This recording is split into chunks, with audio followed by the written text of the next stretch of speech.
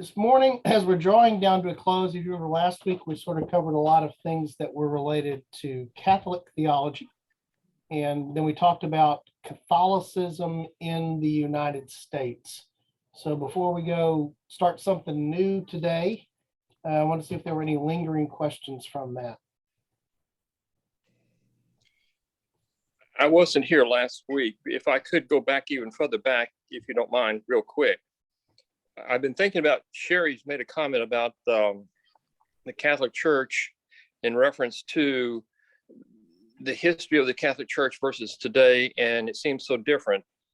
I think the reality is that I think it boils down to one simple thing, in my view right now, is that if good men don't do, or good men or women don't stand up and do what's right, then I think evil takes over. And I think that's what happens to the Catholic Church. I think that's what happens to the Protestant Church. I think it happens to any of us. That was the thought I had. Pass on.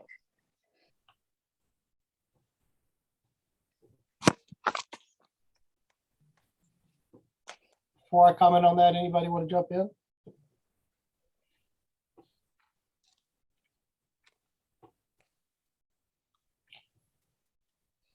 I think where I would find a touch point of agreement with you there, Mickey, is just the general concept when it comes to maintaining true thought and orthodox thought.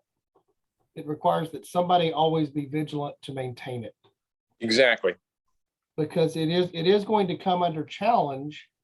And the tricky part there, you think about the Protestant Reformation in the classic sense, the Luther Calvin Reformation. They were challenging what had become a broad understanding of orthodoxy at that point. Now, I believe that Luther and Calvin had it right theologically. So, they're in your statement there, they're the good men who are doing something. Right.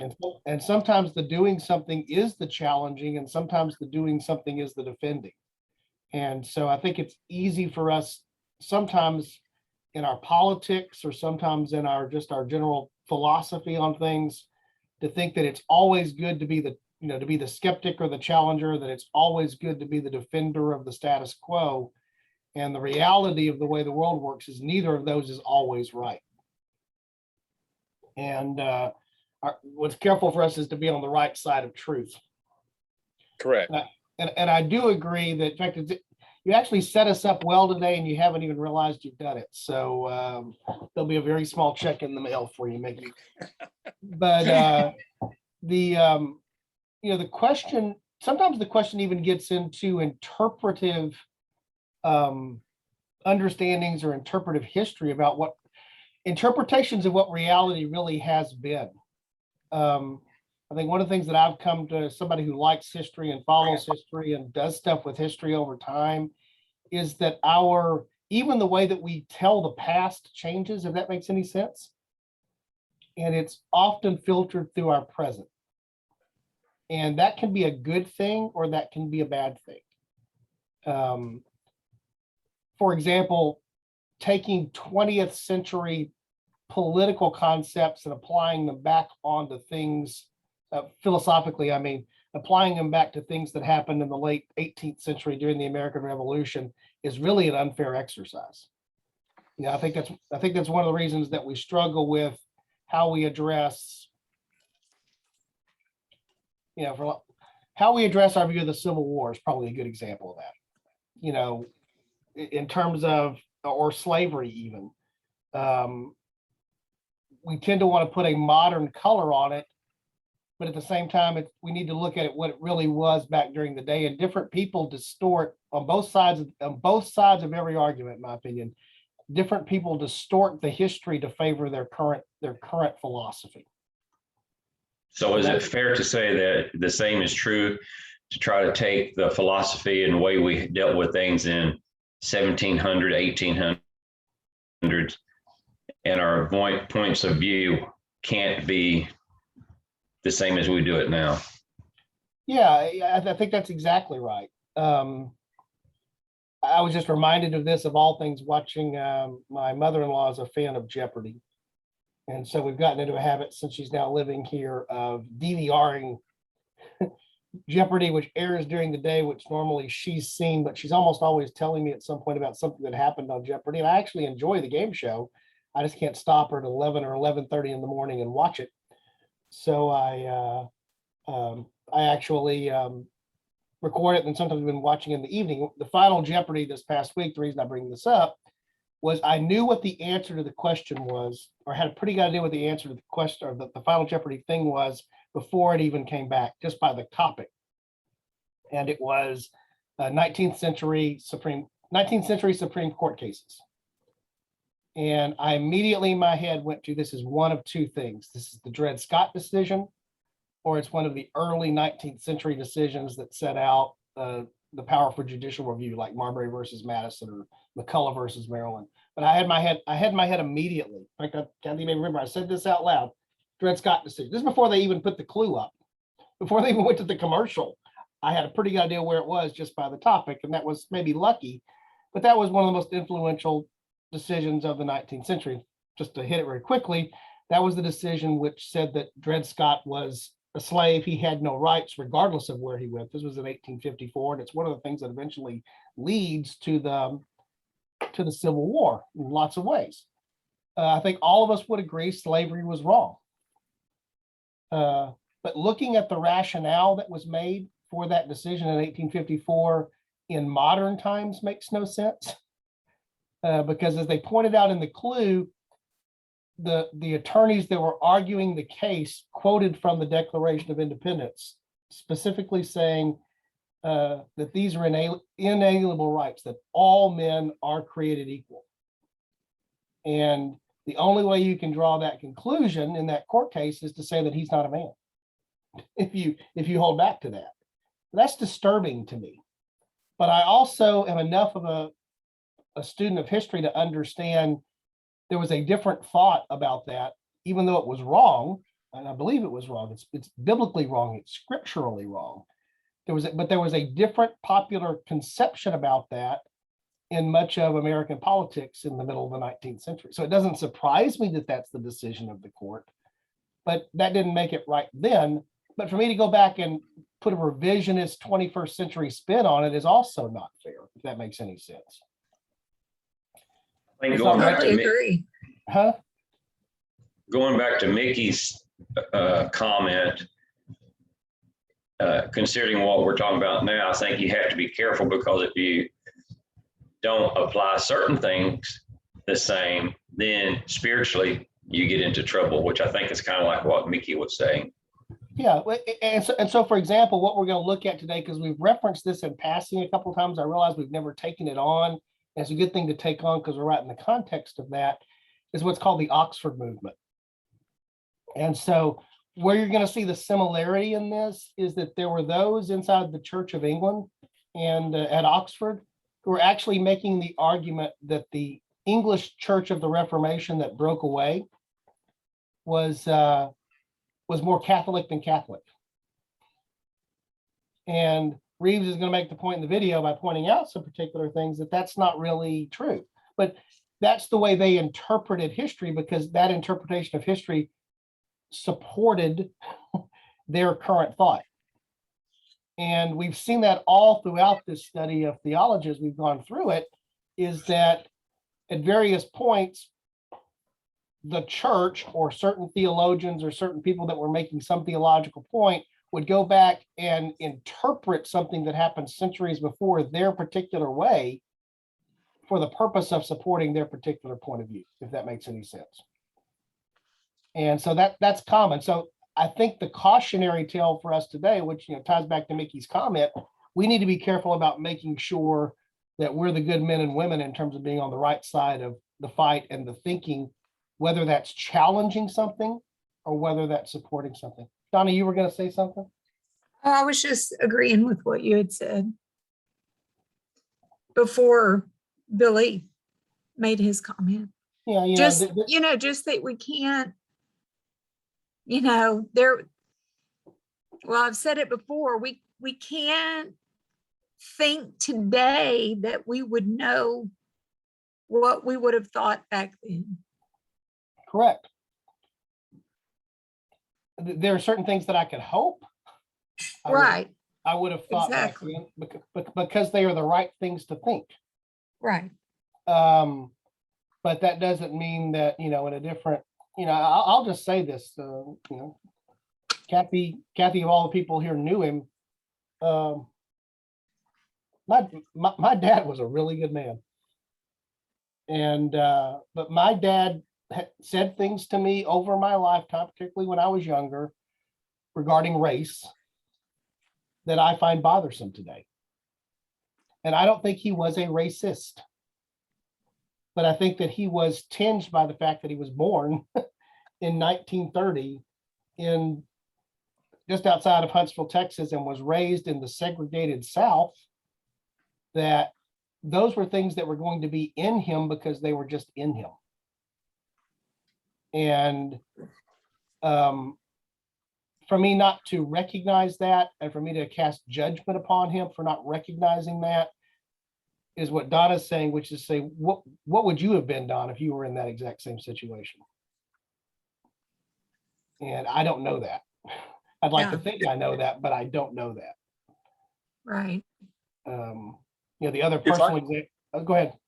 I'm sorry, I apologize. I'm not so sure I totally agree with Don on that, because I think I'm a weaker person than several of our people in our congregation here, because I see Donna is very rigid in reference to good Christianity, and I consider that saintly. To me, that's positive. I think if we went back to Nazi Germany, Mickey would have a hard time. It depends on the age, whether to join the Waffen SS or to flee the country, and how do I flee the country?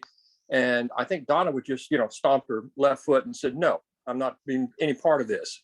And I think she had been round up with the rest of the crew that was anti-Nazi. I have a hard time. I understand everything you're telling me in reference to your background, your father's background, my grandfather's background. I know that my grandfather took a shotgun one time and escorted his black maid across Beaumont barriers, in which they told her they were going to take the woman and kill her. And he pulled his shotgun out. He said, no, you're not. I'm taking her home. I think there are times when you really realize that you are a good Christian. I think the Spirit does help us out sometimes. That's my thinking. I don't think you can just blatantly say we would all become Waffen SS stormtroopers. I just don't think that. And I don't think that either. And I think that, when I reference my dad, I can also think of instances with, Black coworkers and others where I saw him, especially in the environment that he was in, to be very candid. I saw him being quote unquote what might be thought of at the time as being far more liberal than a lot of the people that were around him. So that tells me what his character was and the content of his heart. Exactly. But I also think it's very, the analogy that I always give, because I have faced this, it falls in the current status of abortion arguments. When the question is about, a child that would have a genetic deformation or the life of the mother, we were directly faced because of Alexis's situation with the question of, are you going to abort this child? Where the medical community put us in a room for several hours and put pressure on us, indirectly, but somewhat directly, to do so. We put our foot down and said, no, that's not what we believe. That's not what we're going to do.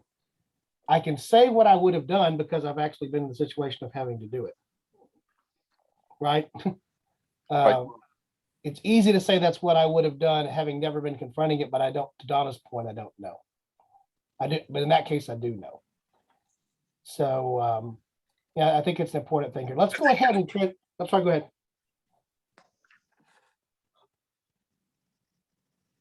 Was somebody about to say something? Well, I wanted to ask, did you have a chance to even consider or contemplate changing the subject, the Catholic view of finding Mary in Genesis? No, but I was going to point out, for those of you that may not have seen, that's why let me share the screen now. Oop, I'm going to go VMware.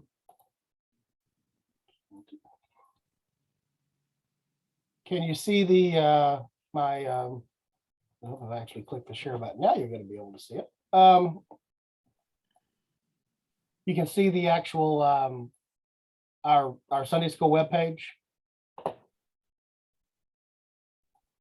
Yeah, Yes. did you send that as a link or something by I text too? will. I'll make sure we do that. The reason I point this out is that the book that I was quoting from, which was Reasoning from the Catholics with Scripture, from Scripture, because it's just for our purpose, so there's no copyright infringement here, but I scanned a number of pages from that. That are the arguments that are there, and that's what I posted here on the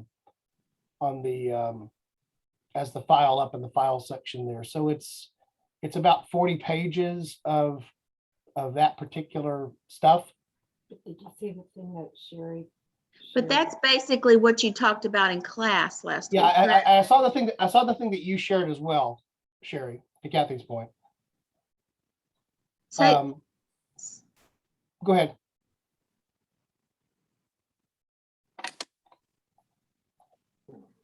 sorry, can you hear me? I can.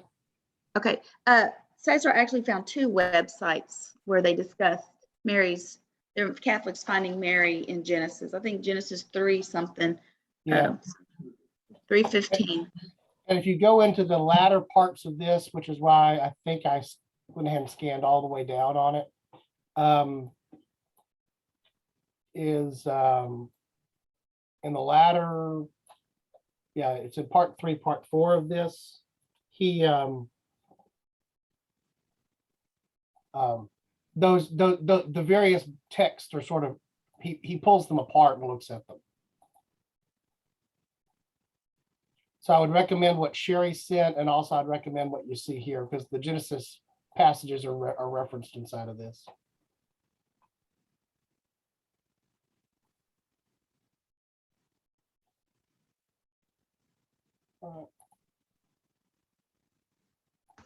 Flip over to So here. ultimately, Don, what are you saying about this compared to what Cesar is saying? Are you saying the same thing? I'm saying a lot of the same things. It's interesting to see, but it's really, again, it's sort of what we've been talking about here. It's this very, I have this thought, and so now I'm going to go find some verses that I can modify my view looking back at them to have them say things. Well, when I read Genesis 3:15, and I will put enmity between you and the woman, and between your seed and her seed, he shall bruise you on the head and you shall bruise him on the heel. I've never thought of that referencing Mary. I've always thought of that as referencing Eve, because this is shortly after Adam and Eve were confronted in the garden for eating.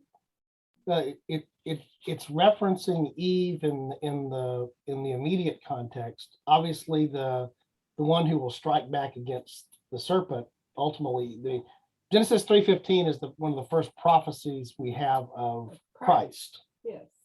But I don't think of the woman being put there as being either. I don't think of that as being Mary. I do think it is of the seed of Eve coming down, where Eve is the woman. But again, that's the twisting out of the interpretation to support what you're looking to support.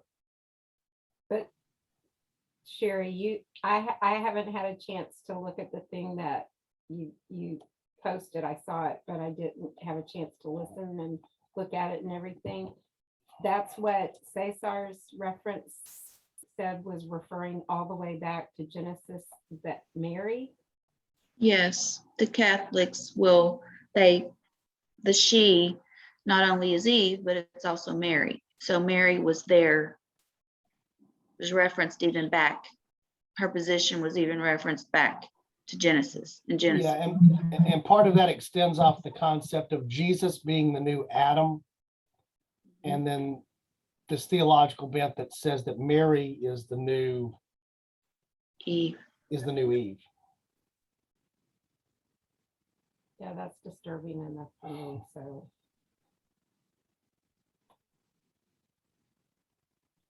But I recommend the things that Cesar sent, and I also recommend, looking at some of the detail through the stuff that's there. And I'll get the link out in such a way that Kathy can send it via text.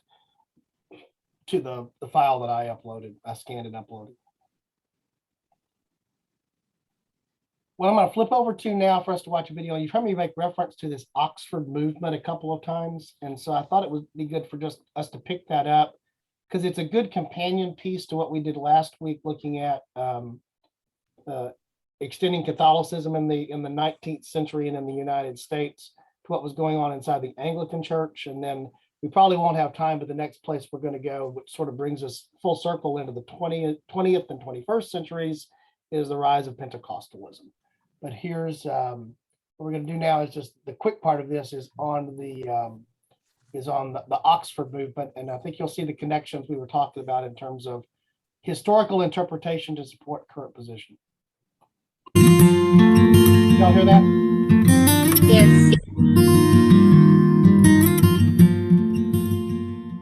In this lecture, we're looking at the Oxford movement and the changes that it wrought within Anglicanism, as well as in other church traditions within Protestantism.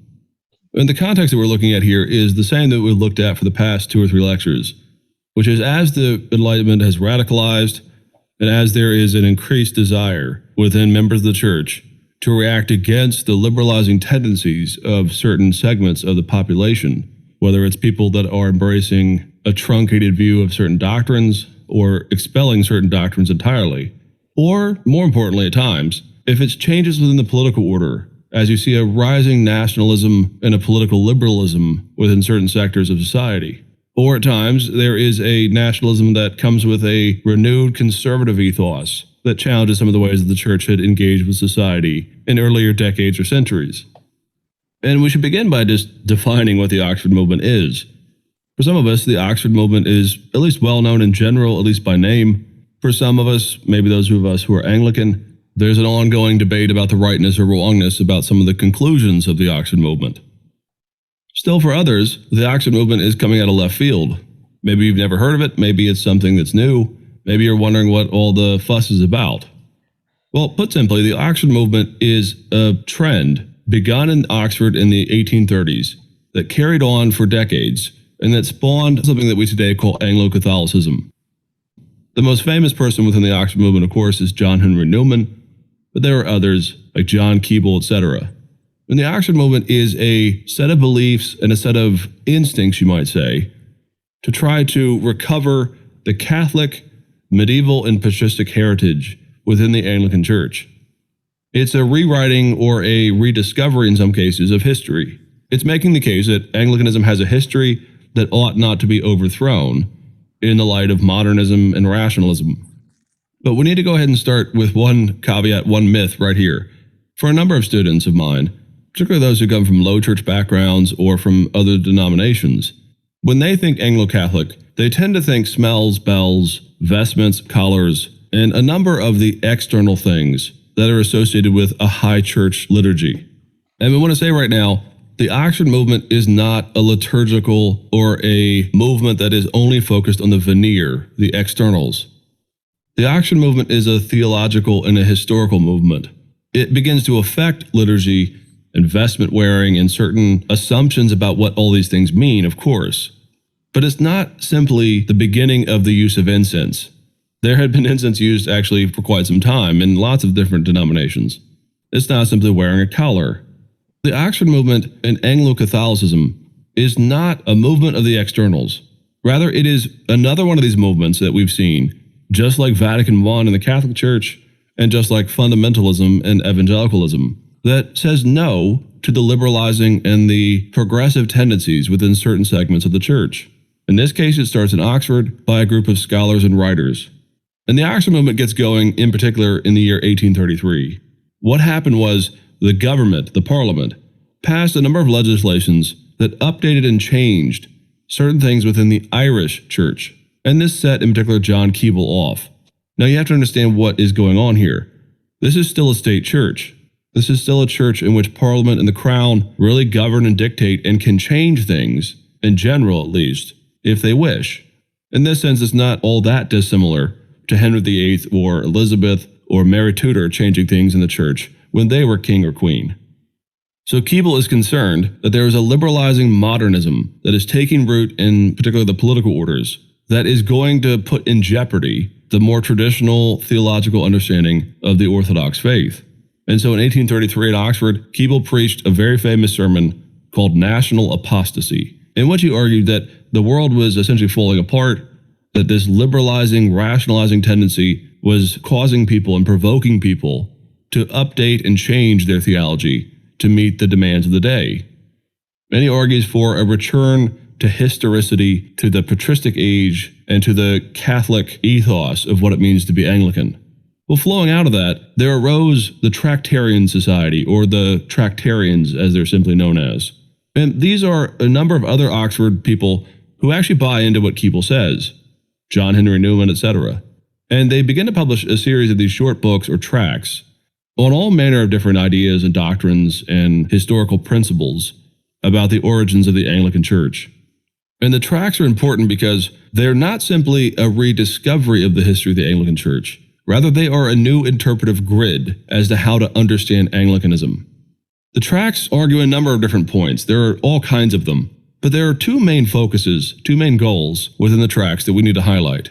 First and foremost, the tracts go back to the 16th century, to the Henrician and Elizabethan age, and they make a case that what is going on in that century is not a Protestant church that is emerging from a complex situation created by Henry VIII's break with the Pope. Rather, they argue that the Anglican Church from the very beginning was actually Catholic. They point to things like the Book of Common Prayer, and they argue that the Book of Common Prayer was a very traditional medieval type of liturgy. They also point to the 39 Articles, which were promulgated under Elizabeth. And Newman in particular is big on this. He's the one who writes this tract. He argues that the doctrine, the theology in the 39 Articles is functionally synonymous with the Council of Trent's theology about faith and works and other things. Now, we can go ahead and stop and just say, historically, the Tractarian Society is completely out to sea on this. And I don't mean that judgmentally, I just mean historically, it's just simply not the case. They are rewriting history when it comes to the 16th century. The Book of Common Prayer was never seen as a Catholic document. Catholics actually rioted in England over the Book of Common Prayer, even the very first one. Cranmer's intentions, we now know, repeatedly, were to Protestantize the church. He was doing so in the teeth of opposition, which is why there were piecemeal steps. But it was not a Catholic medieval document. For one, there's only two sacraments. The Lord's Supper is described not as physical eating, but as spiritual eating. And it takes a fair amount of, let's just say, interpretive gymnastics to make any of these cases really stick. More importantly, the 39 Articles. The backbone of the 39 Articles is the 42 Articles, which were published just a couple of decades before. In those documents, the papacy is actually referred to as the Antichrist. So the idea that Cranmer and others are closetly Catholic, some via media midpoint between being real Protestant and being Catholic, just simply isn't the case in the 16th century. However, the Tractarians and the Oxford movement does do a couple of moves that are impactful and important. First and foremost, the real championing of a historic faith leads the Oxford movement to, on the one hand, put together a collected works of the Church Fathers to reground and make available to people the patristic witness that is the foundation for the church in general. And this is actually a very important point. The original Protestant impulse is to say that the medieval church had gone wrong, but that the patristic church was more in line with the Reformed or Lutheran church or the Anglican church. There had always been in Protestantism, until frankly around the 19th century, a strong belief that the patristic witness was part of the Protestant heritage. What the Tractarians are doing here is actually a good thing. They're saying, essentially, look, Jesus didn't get off the throne for 1,500 years. The church was still the church. Even if there are troubles and problems here and there, the church didn't start in 1500. The other point that the Oxford movement makes is they do point out rightly that from Richard Hooker, who was writing during the time of Elizabeth, on into the Caroline divines in the 17th century, there is a halting of the Puritan impulse within the Anglican Church that wants to throw everything out and really kind of go down to the essence of the church liturgy. There is, in other words, in the 17th century, a foundation of the Anglican Church that is going to privilege a historic liturgy, the wearing of vestments, and these kinds of things. Now again, though, the Oxford movement reads this as a Catholicizing tendency. And more importantly, they're constantly making the case that all of these Catholic proclamations from the Council of Trent, etc., are more or less synonymous with Anglicanism. And what this gives rise to is something that is known as the branch theory of the church within Anglicanism. And this is a more or less minority report, but it's the idea that Anglicanism never left the Catholic Church fully, that the line of succession of ordination, for example, was maintained, they argue. The Catholic Church denies this, of course. And they argue that the three branches of the church are the Anglican Church, the Eastern Orthodox Church, and the Catholic Church. Again, that's why it's called the branch theory. There are three branches of historic apostolic Christianity they are arguing. Now notice who they're leaving out. Any other Protestant group is no longer part of the historic branch of the church, according to the Tractarians. And they're being very purposeful about this. The point, though, in all of this is, why are they doing this? The Oxford movement got underway, again, as a response, as a conservative response to the movement of liberalism and modernism and rationalism that they feared was going to ruin the church. Flowing out of the Oxford movement, though, you do get Anglo-Catholicism. And Anglo-Catholicism is a crystallizing of some of these principles into an overt ecclesiastical and church structure that still exists until today. Now, Anglo-Catholicism, one more time, is not simply smells and bells and a high sense of liturgy. Again, there are plenty of Protestant denominations over the centuries that have that same instinct in general. Low church is not the only Protestant voice here. Rather, Anglo-Catholicism, if you were to go, say, to England right now and find a staunch Anglo-Catholic church, if you were to enter into it, you would find what people often describe as Catholicism without the Pope. There'd be all manner of traditional medieval understandings of the church. Prayers to the Virgin Mary, to the saints, concept of penance, so on and so forth. Again, it's not about externals, it is about the theology that is infusing the liturgy. But the Anglo-Catholic movement has continued on, and again, at times, people actually become Roman Catholic themselves. And this has always been one of the realities of the Oxford movement that has caused some who are not Oxford movement or Tractarian folks to look on the Oxford movement with suspicion. A lot of this is general anti-Catholic sentiment, but progressives within the Anglican Church and in the American Church also look on this with suspicion. But we can't equate the Oxford movement with Anglo-Catholicism entirely. The Oxford movement gave to us part of the context that makes it hard for the modern person sometimes to interpret the Anglican Church in its original context. Because despite the fact that the Oxford movement is wrong about its history of the 16th century, their voice and their understanding of these things has carried down until, frankly, the last generation or so of scholars. Cranmer is seen as not really Protestant. Anglicanism is seen as unique and on its own, fully, not part of the European Protestant world. It's this kind of English exceptionalism, this covenant church, this branch church of the historic faith, that becomes an origin story that frankly is still pretty commonly accepted by most people all the way into the modern world. Now, I'm not making the case here that the Oxford movement is a bad movement. It's not theologically suspect per se. It's not run by fools, to put it that way. The issue, though, is that this tends to happen, and this is the point, whenever you have a regrounding or a, quote, return to the original ethos of the founding fathers or whatever of any institution. There's always an element of rewriting the story to fit the context of what you're going for in your day. And that's really what you see here in the Oxford movement. It's not that they're fools, it's that they have an axe to grind against their day, and they're using some historical sensibilities to do it.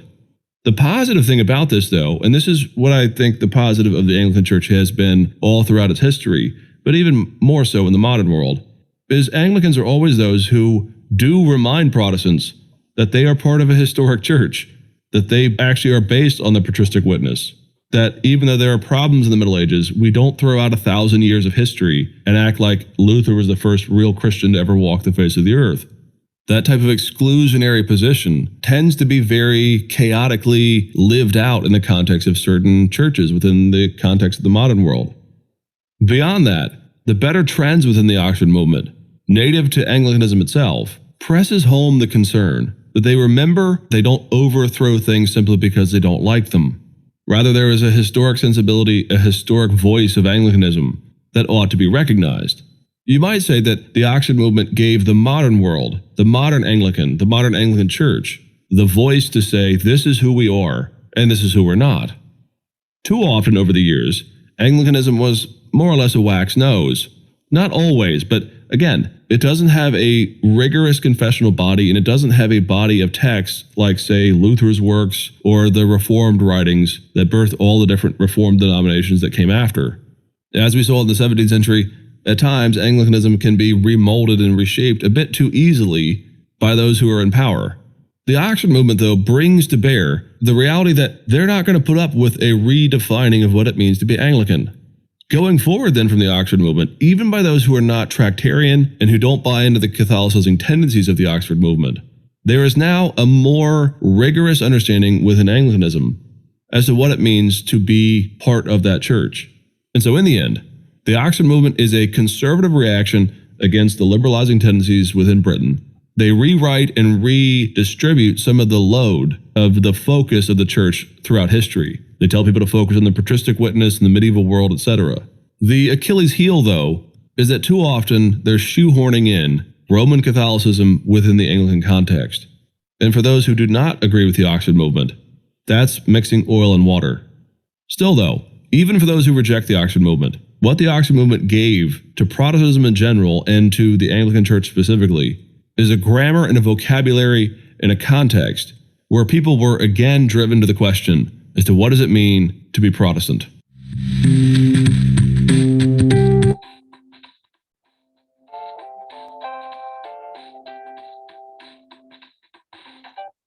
My brain hurts.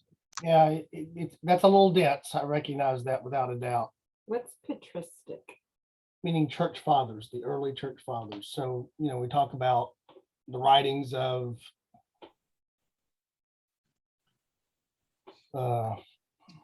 Irenaeus, Origen, Augustine, all those early things we talked about as we were leading up to the early councils. Okay.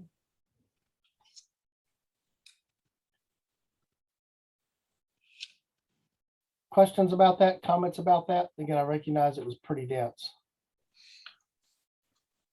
Well, at the very beginning of the video, it talked about the government and the religious body, the church, I guess, kind of ruling together and recognizing that there was liberalism, I'm assuming, in the government. So they were trying to change things, how the church saw different things. I kind of relate that to what's happening now too, in a certain degree. Yeah, and the Would you liberalism, not?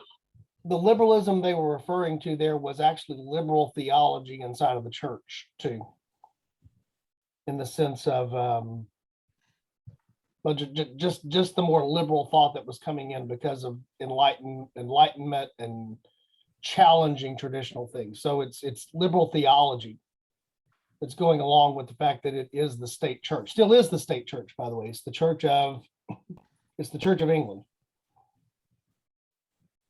You heard there at the end where, it's, the adopted position sort of becomes that the Anglican Church is the Catholic Church minus what? Minus the Pope. Right.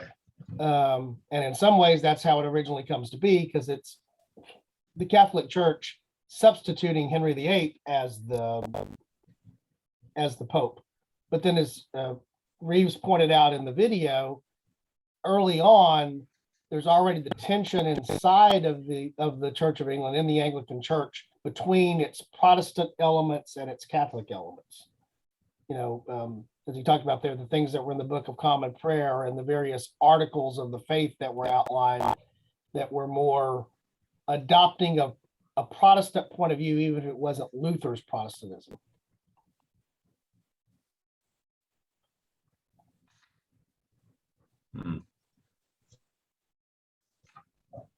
But I think it was Sherry a couple of weeks ago who talked about, if it wasn't Sherry, tell me that it wasn't you, but talking about, somebody who came over here to the US and ended up joining the Church of England because it looked more like the Catholic Church to them, right?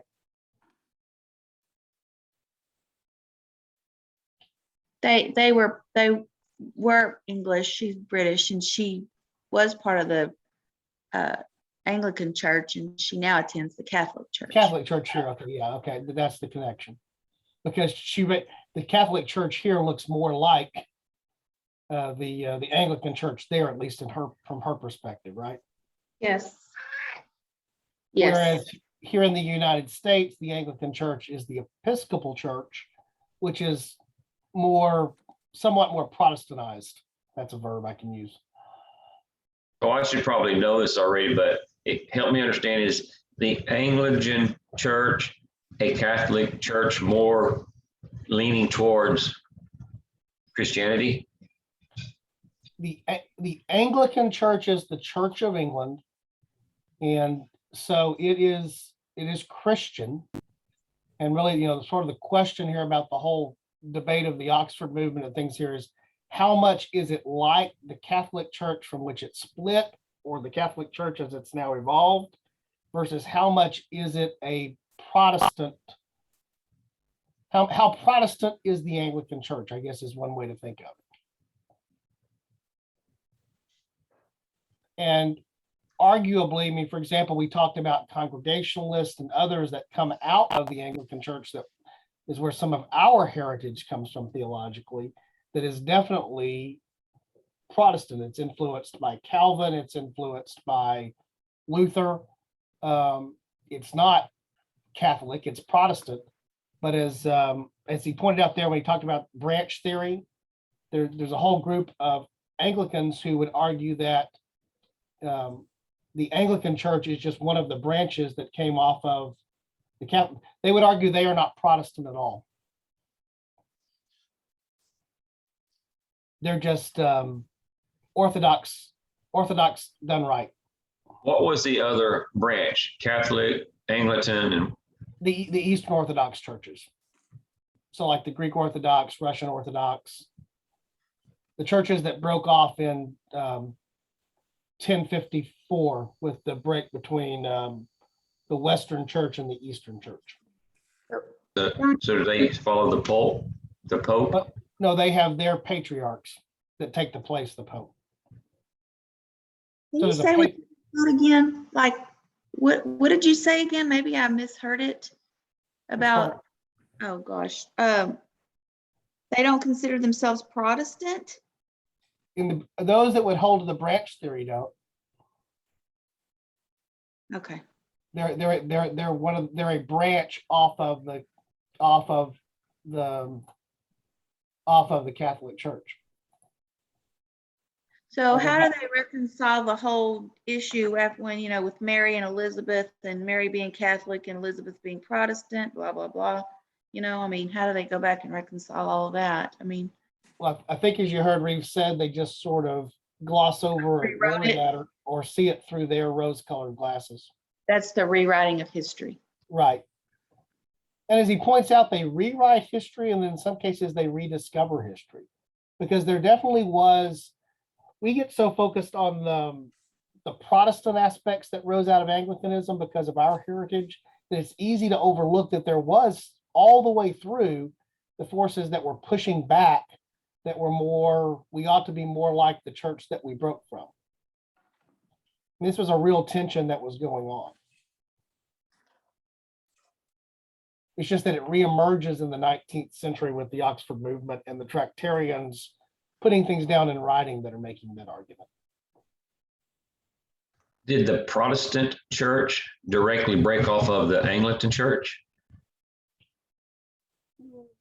I wouldn't say that in a classic sense, because the Protestant church was in its first formation, in Luther's formation, was breaking off of the Catholic Church.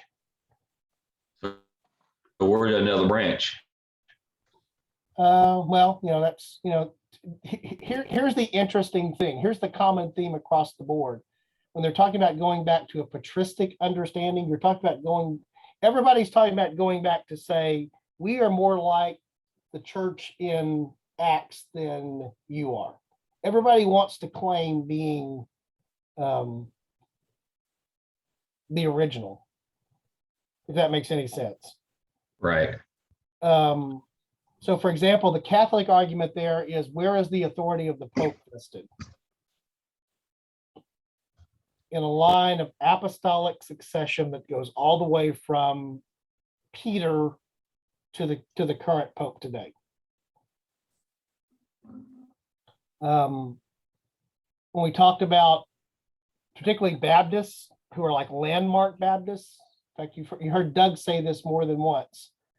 You know, I guess it was his father-in-law or Karen's Karen's friend, dad. you know, would say that Baptists are not Protestants because the concept there is it's the trail of blood concept. You know, we can trace ourselves all the way back to the first century church.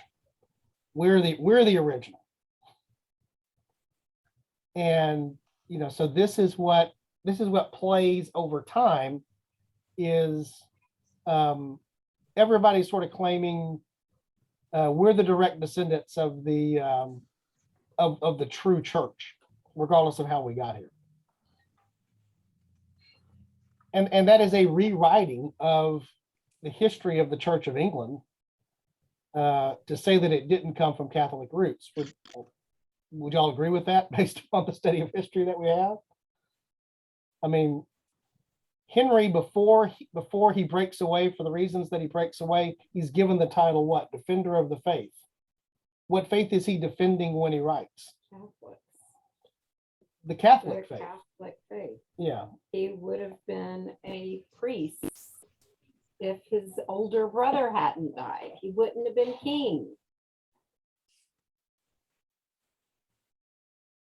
So again, it's not unique to Oxford movement Anglicans to do this. It's not unique to the Catholic Church because there are Baptist churches and other Protestant, what I would argue are Protestant denominations. They have their roots in Protestantism who point back and do the exact same thing. We're the original. The thing that's popping into my head, I don't know why this is popping into my head, but I know all around town there's like there's a Mexican restaurant. I'm not a Chinese restaurant I've never eaten at. It's like the original Timmy Chang or something. It's like there's multiple signs I've seen that all say they're the original. Well, they're not all the original. You know, the same thing is sort of going on in theological circles. Now we're using Chinese food as our analogies. Where have we gone wrong? I have to use analogies. That's just how I'm wired. But the more important question is, what's the application of this? Why does this matter? Good question. Why is this not just a footnote for Anglicans to care about?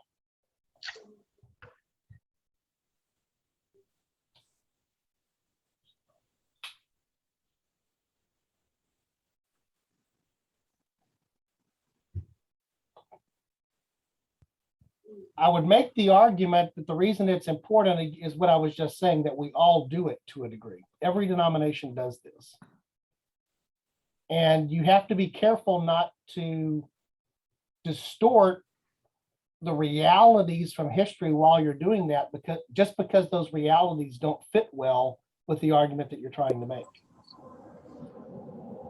Again, when Reeves makes the argument that in the Book of Common Prayer and some of Cranmer's other writings, if you remember Cranmer, those are clearly Protestant. And so to make the argument that they're somehow Catholic in there, it really is just ignoring the history, because the history's not, you know, the history doesn't support your case. And are we ever guilty of doing things like that? I'm sure we are. But at the same time, when we have these discussions, arguments, or debates, we shouldn't be so dogmatic that we put the other group down, because then I think that closes the communication off. Right. Or looking at what is in common or what is in agreement.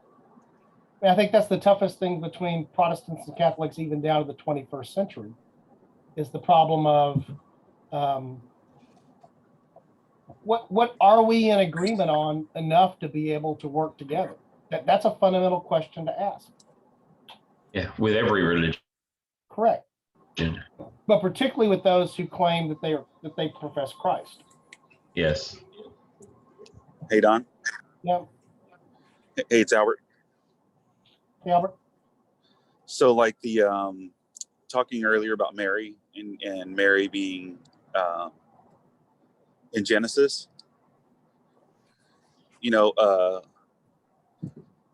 Like the Baptist church is really small in comparison to all the other churches and all the other faiths and religion that recognize Mary as something special and like Jesus's mom.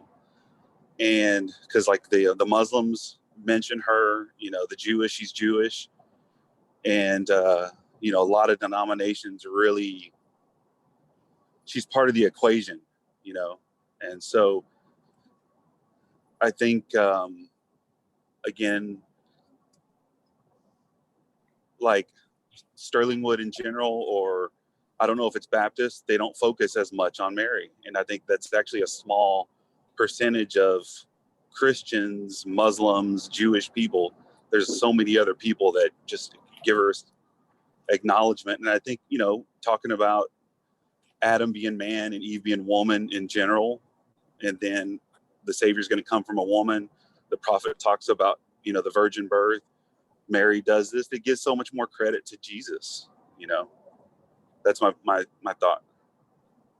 Yeah, and I understand that perspective. And again, what we talked about last week, Albert, which is, is the challenging part there, is if you look at what evolved into 19th century Catholic theology, you have this raising of Mary to a standard. Well, the term that's eventually used in Vatican II is co-mediatrix, that she's a co-mediator with Christ. Mm. And so then the question, there's a question of what should we take from Mary that's valuable in terms of us to understand, in terms of devotion, in terms of willingness to to be subject to God's will, even when that's not a good thing for her, versus elevating her to that she has a role that is similar to Christ. And again, Christ is very clear, and our understanding of theology is very clear, that no one comes to God except through Christ. And so how do we, where is that right level of balance to make sure that we don't, it's recognizing enough Mary, but not too much Mary, I guess, is the way I would sort of summarize it, or try to summarize it in simple words. So what if we were meditating and praying to Elijah or one of the other like really strong prophets to talk to God? I mean, because they did that for so many years and centuries in their religion, and the prophets, the major prophets and minor prophets were talking to people, and when they would go away, their spirit would still be called on. I think that's a good question. I think it's easy to confuse any of that or all of that. One of the things that eventually happens with the Jews is they come to feel that just because they descend, God makes a special covenant with who? He makes a special covenant with Abraham. And he hasn't broken that covenant, although the covenant that was made has been broken by his descendants a number of times. But Jews reached the point of just thinking because they were ethnically the descendant of Abraham, everything was okay, when it really was about the condition of their heart. And I think there's always the danger there of getting focused on the wrong thing, be it a prophet being your advocate versus your direct relationship with God, or in the case of, I think what has grown particularly in the last 2 centuries in the Catholic Church, getting Mary, from my perspective, and I think this is biblically correct, getting her too close to being in the same role as Christ and not making that distinction. So, Don, Yeah, Albert brought up an interesting point, but I would like to come back and point out that I'm not totally sure of the time period, but I think around the first 500 years, Mary really wasn't that important until there was, I don't know how you would phrase it, the emphasis began more and more on Mary, and there was a number, what I understand, this is some time ago, so it might be foggy as I'm obviously portraying what I think is correct, that the Catholic Church, some of the Catholic theologians said, no, you might have a too heavy emphasis on Mary. And I think that's what's developed. I think that's one of the things that the Protestants like, especially the Baptists, in my view. I think there are a number of things that they do wrong, but the primary thought is that they try to go back to the first century church. And I don't think Mary was, if she were around at that time, I think they would thought very highly of her, obviously. But I don't think it was, and when she passed away, I don't think it was a prevailing point where that she was elevated to such a high degree as she is now in the Catholic Church. That's my thinking. Well, again, as we talked about last week, I think it was last week, help me guys if I'm also confusing it from the week before, that's what the 1854 Vatican I, what flowed out of that were two things, reaffirming the status of the Pope and papal infallibility, at least on matters of theology. And the other thing was clarifying through statements that then came from the Pope about the status of Mary. That is, Mickey, I struggle when I go back and study this to know exactly what a member of the church in, let's say, 800 AD really thought about Mary, because you just don't see that much in the writings about it, or you certainly don't see the place that she holds today in the modern Right. Catholic Church being expressed the same way. So was that there in the medieval church? Yes. Was it there in the Church of the Renaissance? Yes, more so. But it's not something that happened overnight either. It's something that gradually came to be. Correct. Hey, Don. Yeah. Another aspect of Mary too is just being the female, the mother aspect. So when you look at, I remember growing up in the church, we had all these women in the church just moving this church, and the guys were, they were there, but I mean, it was really percentage women. And when they struggled, they needed a woman figure. They have Christ as well, but they had this other figure to turn to. And I think that's really strong. And I think that influenced also probably the focus on Mary. I think that's definitely true. And Albert, would you agree with this, that there was an influence of that, particularly from what I would think of as being Latin Catholic? So I have Latin Latin American Catholicism in terms of more matriarchal societies? The Vietnamese that came to the United States and were ministered to through the Catholic Church, they were struggling with their immigration, their being women, and just, it's very strong. I think Albert's brought up a very good point. I think that's outstanding. There was a Roman Catholic priest, and I've told you this story before, maybe a cardinal, that one of the liberal news people asked him, said, in your hierarchy, the male is the highest. And he pointed out, said, no. The highest has become a saint, and the majority of our saints are female. So I think Albert's got a good point. Hey, Albert, you said something though about in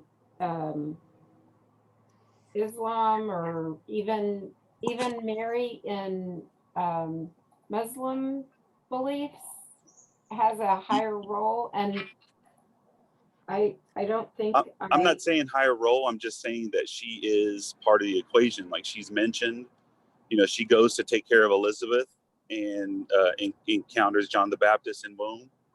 And Elizabeth's husband, Zechariah, was mute until the baby was born, so Mary is in their Quran in Zechariah in that story. And then Right. she does give birth to Jesus, and Jesus is in the Quran as well. Right. And No, I mean, when we studied Islam, I kind of looked back over my notes, and it says that, Jesus appears 90 times in 15 of the different surahs of the Quran. And because we were really trying to understand Islam a little bit more. So we were trying to understand what they believe about Jesus. We didn't focus at that time on what they believed about Mary, but it said in my notes, it says they do believe that he was born of a virgin, which would be, of course, Mary, but they don't hold Jesus in the same position, obviously, that we do, that he's still a prophet, but he's not to be equal to Allah. He wasn't crucified. He wasn't resurrected. But again, I'll have to kind of try to go back in and And understand. again, as being as Christian, you know, we're in the minority as well, as believing that Christ has done all these things for us and he's the one. They're still waiting on somebody to come through and do it, you know.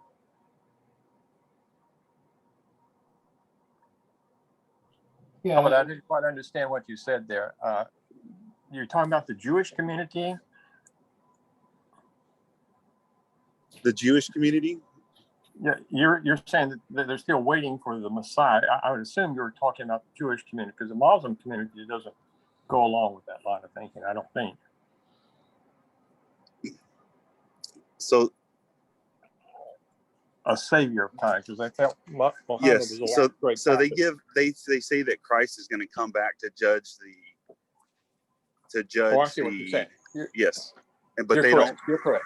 Yes, You're correct. yeah, The Okay, Muslims good point. believe that Christ's gonna come back and yes. Judge? Christ is the one that's going to. God is going to send Christ back to judge, like the believers. You know, the people that are going to go, the people that are going to stay and go to hell, and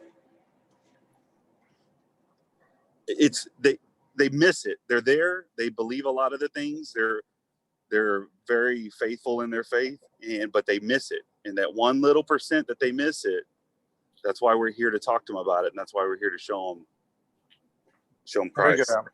Very good. I think that's a good way to think about it, Albert, is that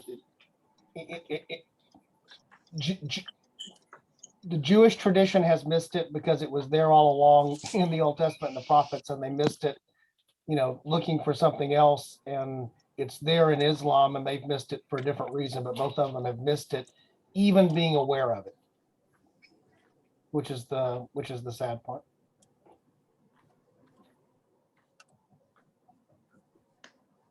All right. Questions, comments? All right. I'm going to go ahead and kill the recording.